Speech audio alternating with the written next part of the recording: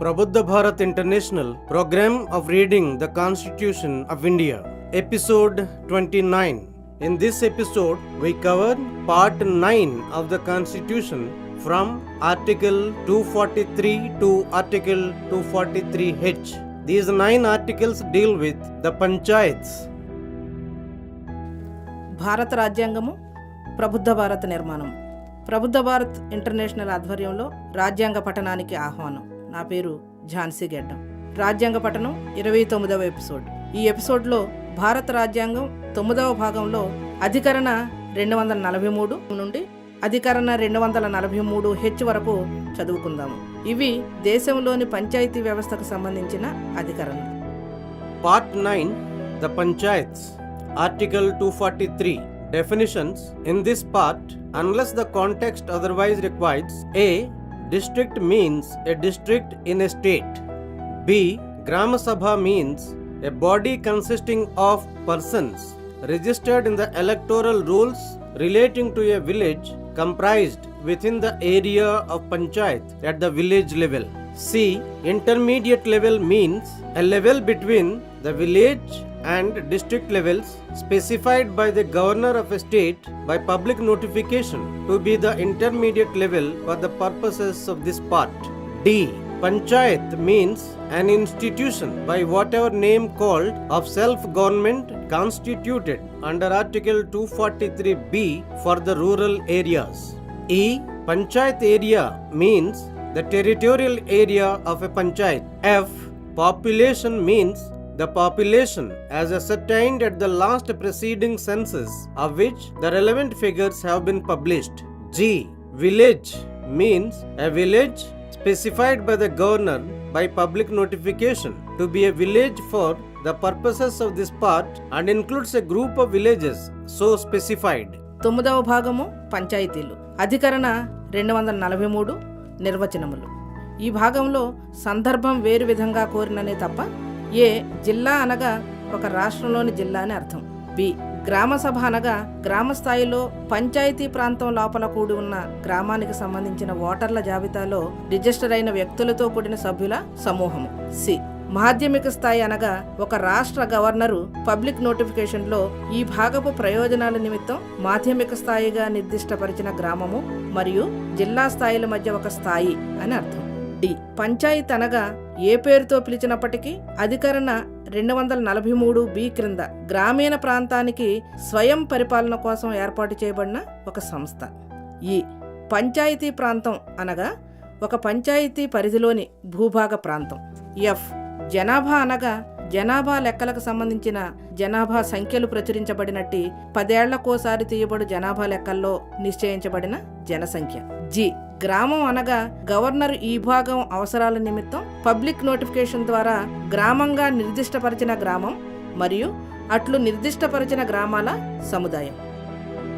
Article 243A. Grama Sabha. A Grama Sabha may exercise such powers and perform such functions at the village level as the legislature of a state may by law provide. అధికరణ 243A. గ్రామ సభ. ఒక గ్రామ సభ ఒక రాష్ట్ర శాసన వ్యవస్థ శాసనం ద్వారా నిబంధించినట్టి అధికారాలు మరియు విధులను గ్రామ స్థాయిలో వినియోగించవచ్చును లేదా నిర్వర్తించవచ్చు. Article 243B. Constitution of Panchayats. Clause 1.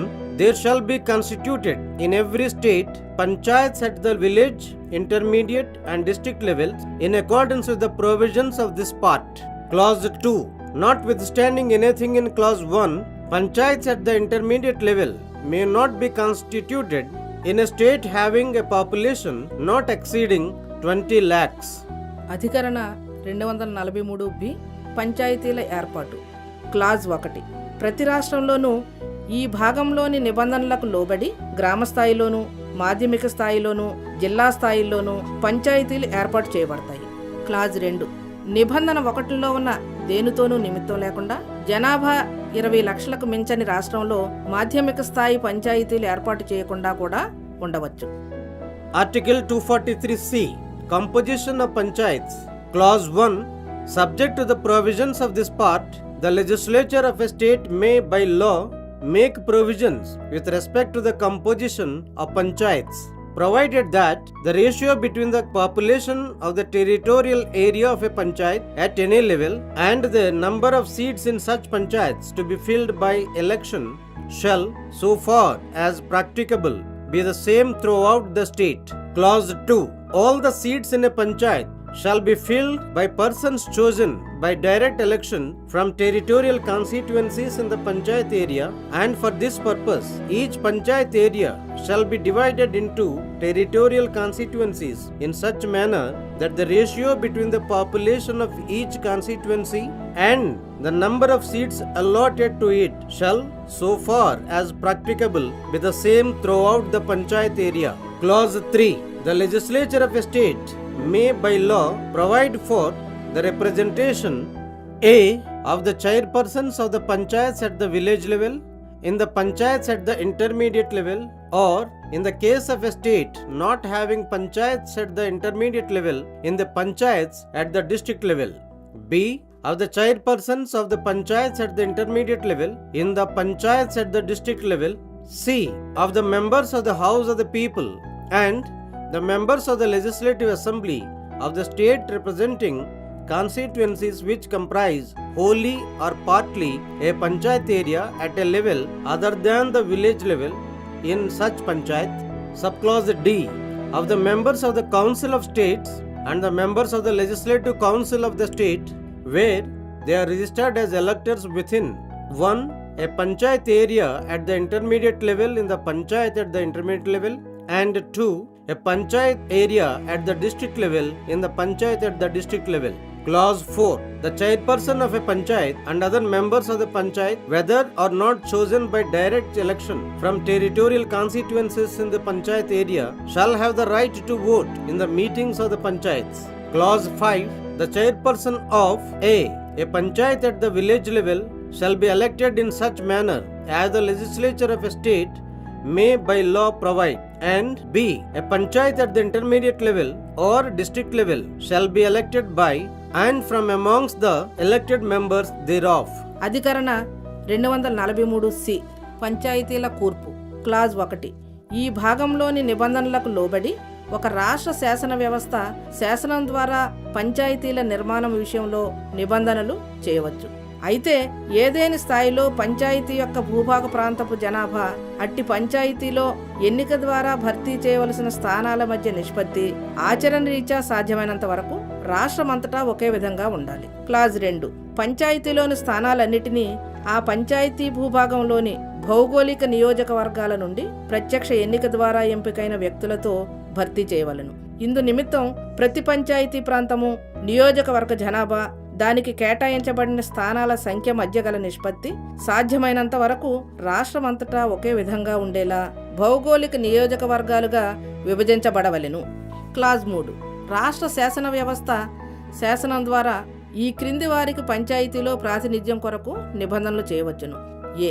గ్రామ పంచాయతీ చైర్పర్సన్లకు మాధ్యమిక పంచాయతీలలోనూ మాధ్యమిక పంచాయతీలు లేని రాష్ట్రముల విషయంలో గ్రామ పంచాయతీ చైర్పర్సన్లకు జిల్లా పంచాయతీలలో ప్రాతినిధ్యం కల్పించుట.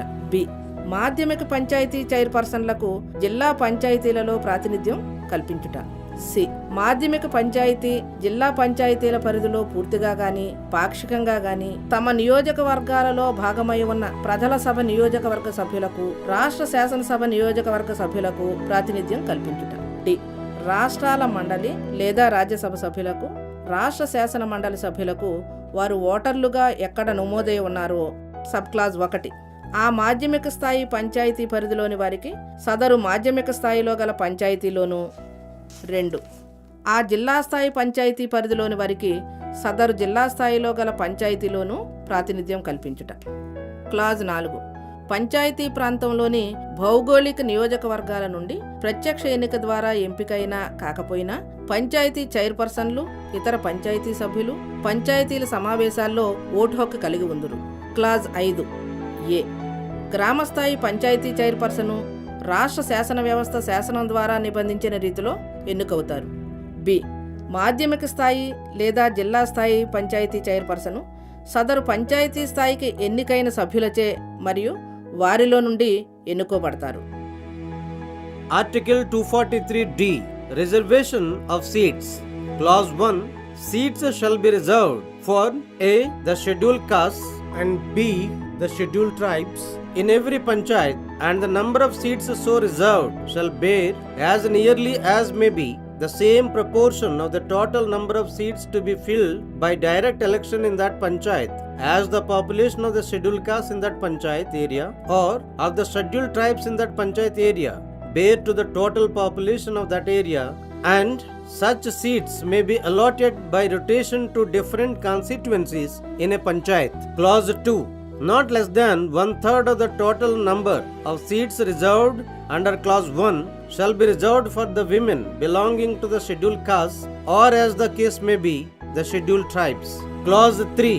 Not less than 1/3, including the number of seats reserved for women belonging to the scheduled caste and the scheduled tribes, of the total number of seats to be filled by direct election in every panchayat shall be reserved for women, and such seats may be allotted by rotation to different constituencies in a panchayat. Clause 4. The offices of the chairpersons in the panchayats at the village or any other level shall be reserved for the scheduled castes, the scheduled tribes and women in such manner as the legislature of a state may by law provide, provided that the number of offices of chairpersons reserved for the scheduled castes and the scheduled tribes in the panchayats at each level in any state shall bear as nearly as may be the same proportion to the total number of such offices in the panchayats at each level as the population of the scheduled caste in the state or the scheduled tribes in the state bears to the total population of the state, provided further that not less than 1/3 of the total number of offices of chairpersons in the panchayats at each level shall be reserved for women, provided also that the number of offices reserved under this clause shall be allotted by rotation to different panchayats at each level. Clause 5. The reservation of seats under clauses 1 and 2 and the reservation of offices of chairpersons other than reservations for women under clause 4 shall cease to have effect on the expiration of the period specified in article 334. Clause 6. Nothing in this part shall prevent the legislature of a state from making any provision for reservation of seats in any panchayat or offices of the chairpersons in the panchayats at any level in favor of backward class of citizens. అధికరణ 243 D స్థానాల reservation. Clause 1. ప్రతి పంచాయతీలోనూ ఏ schedule కులములకు B scheduled తెగలకు స్థానాలు reserve చేయవలెను. అట్లు reserve చేసిన స్థానాల సంఖ్య సాధ్యమైనంత వరకు పంచాయతీ ప్రాంతంలోని షెడ్యూల్డ్ కులాల జనాభా లేక ఆ ప్రాంతంలోని షెడ్యూల్డ్ తెగల జనాభా ఆ ప్రాంతంలోని మొత్తం జనాభాలో ఏ దామాషాలో ఉందో అదే దామాషాలో ఉండవలెను. అట్టి సీట్లను పంచాయతీలోని వివిధ నియోజకవర్గాల మధ్య వంతుల వారీగా అంటే రొటేషన్ పద్ధతిలో కేటాయించవలెను. క్లాజ్ 2.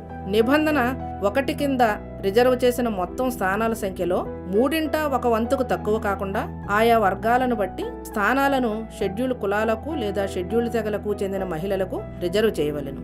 క్లాజ్ 3.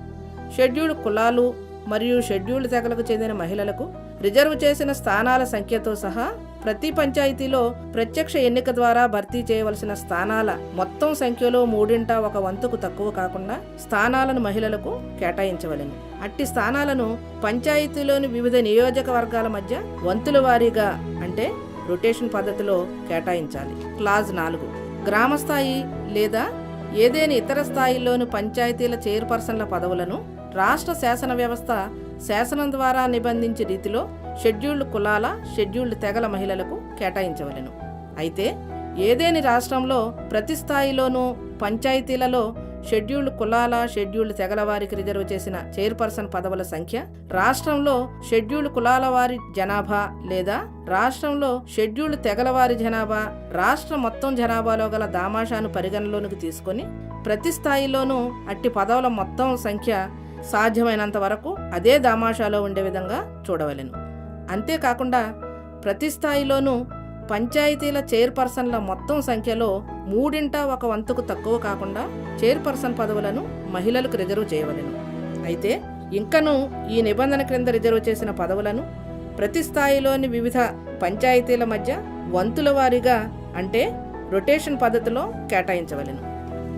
క్లాజ్ 5 నిబంధన 1, 2ల కింద స్థానాల రిజర్వేషన్లు మహిళలకు రిజర్వ్ చేసినవి కాకుండా నిబంధన 4 కింద చైర్పర్సన్ల రిజర్వేషన్ల అమలు అధికరణ 334లో నిర్దిష్టపరిచిన కాలము ముగిసిన పిమ్మట ముగిసిపోవును.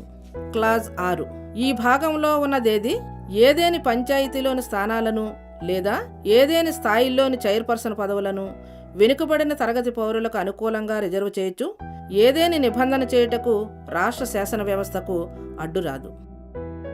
Article 243E Duration of Panchayats etc.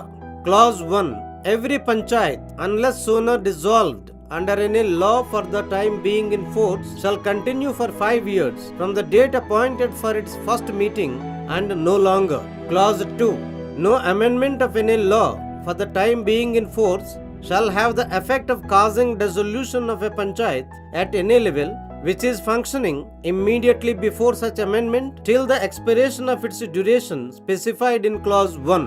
Clause 3 An election to constitute a panchayat shall be completed a. Before the expiry of its duration specified in Clause 1, b. Before the expiration of a period of 6 months from the date of its dissolution, provided that where the remainder of the period for which the dissolved panchayat would have continued is less than 6 months, it shall not be necessary to hold any election under this clause for constituting the panchayat for such period. Clause 4 A panchayat constituted upon the dissolution of a panchayat before the expiration of its duration shall continue only for the remainder of the period for which the dissolved panchayat would have continued under Clause 1 had it not been so dissolved. అధికరణ 243 ఈ పంచాయతీల కాలము మొదలగునవి. Clause 1 ప్రతి పంచాయతీ అప్పటి సమయానికి గాను అమలునందున్న ఏదేని శాసనం కింద నిర్ణీత కాలానికి ముందుగా రద్దు చేయబడితే తప్ప ఆ పంచాయతీ మొదటి సమావేశమునకు నిర్ణయించిన తేదీ నుండి 5 సంవత్సరాల పాటు కొనసాగును, అంతకు మించి కొనసాగరాదు. క్లాజ్ 2 అప్పటి సమయానికి గాను అమలునందున్న ఏదేని శాసనములో చేసిన ఏదైనా సవరణ వల్ల నిబంధన 1 కింద నిర్దిష్టపరిచిన కాలము ముగిసే వరకు అట్టి సవరణ చేయుటకు ముందు నుంచి పనిచేస్తున్న ఏదేని స్థాయిలోని పంచాయతీని రద్దుపరచదు. క్లాజ్ 3 ఒక పంచాయతీ ఏర్పాటుకైన ఎన్నికను ఏ. నిబంధన 1లో నిర్దిష్టపరిచిన కాలము ముగియడానికి ముందు, B.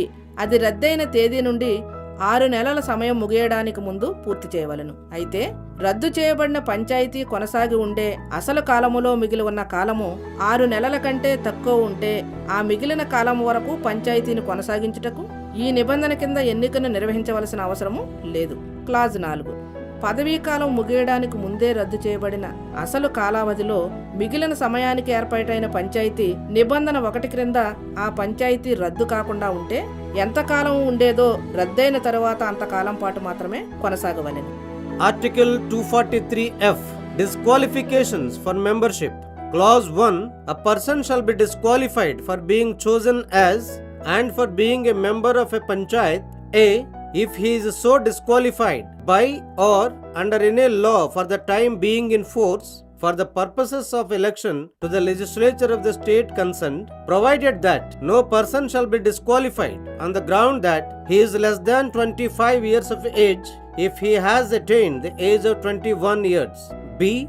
If he is so disqualified by or under any law made by the legislature of the state. Clause 2 If any question arises as to whether a member of a panchayat has become subject to any of the disqualifications mentioned in Clause 1, the question shall be referred for the decision of such authority and in such manner as the legislature of a state may by law provide. అధికరణ 243F సభ్యత్వమునకు అనర్హతలు. Clause 1 ఒక వ్యక్తి ఏ. సంబంధించిన రాష్ట్ర శాసన వ్యవస్థ సభ్యునిగా ఎన్నిక అవడానికి ఆ సమయమున అమలునందున్న ఏదేని శాసనము ద్వారా లేదా శాసనము క్రింద అనర్హుడైనచో సదరు వ్యక్తి పంచాయతీ సభ్యత్వానికి అనర్హుడగును. అయితే ఏ వ్యక్తి 21 సంవత్సరముల వయసు నుండి తాను 25 సంవత్సరముల కంటే తక్కువ వయసు కలవారను కారణం వలన మాత్రమే అనర్హునిగా చేయబడరాదు. తాను రాష్ట్ర శాసన వ్యవస్థ చేసిన ఏదేని శాసనం ద్వారా లేదా శాసనం క్రింద అట్లు అనర్హుడైనచో గ్రామ పంచాయతీ సభ్యుడిగా ఎంపిక చేయబడుటకు లేదా ఉండుటకు అనర్హుడగును. క్లాజ్ 2. ఒక పంచాయతీ సభ్యుడు నిబంధన 1లో పేర్కొనబడిన ఏవేని అనర్హతలకు గురి అయినాడా అనే ఏదేని ప్రశ్న ఉదయించినచో ఆ ప్రశ్నను రాష్ట్ర శాసన వ్యవస్థ శాసనం ద్వారా నిబంధించినట్టి అధికారి నిర్ణయమునకు నిర్ణయించిన రీతిలో నివేదించవలెను. Article 243G. Powers, authority and responsibilities of panchayats. Subject to the provisions of this constitution, the legislature of a state may, by law, endow the panchayat with such powers and authority as may be necessary to enable them to function as institutions of self-government, and such law may contain provisions for the devolution of powers and responsibilities upon panchayats at the appropriate level, subject to such conditions as may be specified therein with respect to a.